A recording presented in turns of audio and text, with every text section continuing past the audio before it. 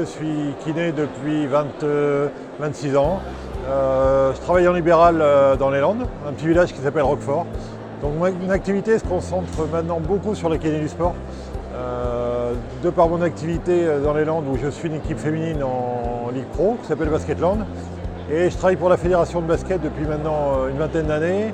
Et je suis en charge de l'équipe de France A depuis maintenant 8 ans. A garçon, voilà. Alors je rentre de Rio en effet, ce qui était ma deuxième Olympiade, parce que j'avais eu la chance d'être à Londres il y a 4 ans. Sur le plan basket pur, bon, malheureusement, comme tout le monde le sait, on a eu la malchance de croiser, comme à chaque fois, nos amis espagnols. Les filles sont allées plus loin que nous, elles sont allées en petite finale. Voilà. Donc sur le plan de ce qui me concerne, de mon activité de kiné du sport, on a eu une campagne compliquée parce qu'on a eu affaire à des joueurs qui sont arrivés fatigués, avec un tournoi de qualification olympique qui est arrivé tout de suite après leur fin de saison. On n'a pas eu de grosses blessures sur les jeux, mais on a eu beaucoup de pathologies chroniques, beaucoup de récupération à faire, et les joueurs ont fini la campagne très très fatigués. Nous avons la chance d'avoir le même staff médical et le même staff technique depuis maintenant 8 ans sur l'équipe de France. Donc on travaille vraiment en osmose avec les autres membres du staff, avec une confiance intégrale de l'entraîneur sur nos décisions.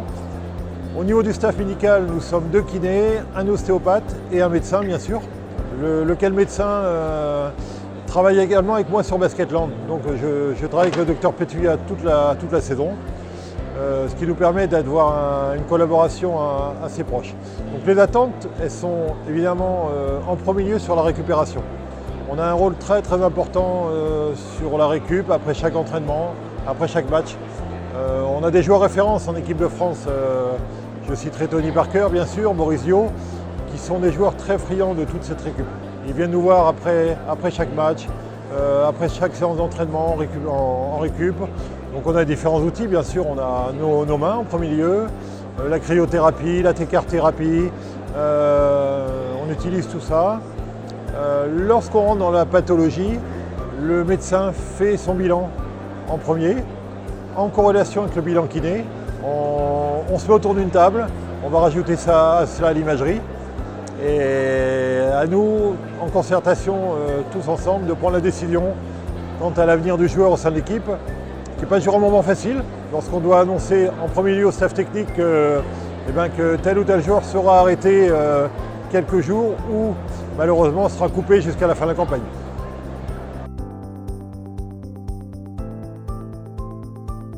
Alors, moi je travaille avec Medicap depuis quelques mois concernant mon activité libérale, avec les bilans types qui sont très intéressants concernant les pathologies articulaires, les pathologies rhumatismales. Concernant mon activité spécifique de kiné du sport, si je parle du bilan musculaire, on a l'habitude de travailler sur une triade contraction, étirement, palpation, avec cet intérêt d'avoir une corrélation entre la clinique et l'imagerie. Bilan que l'on va continuer au cours de notre rééducation, où on va vraiment s'appuyer sur cet aspect clinique pour guider la reprise de notre sportif.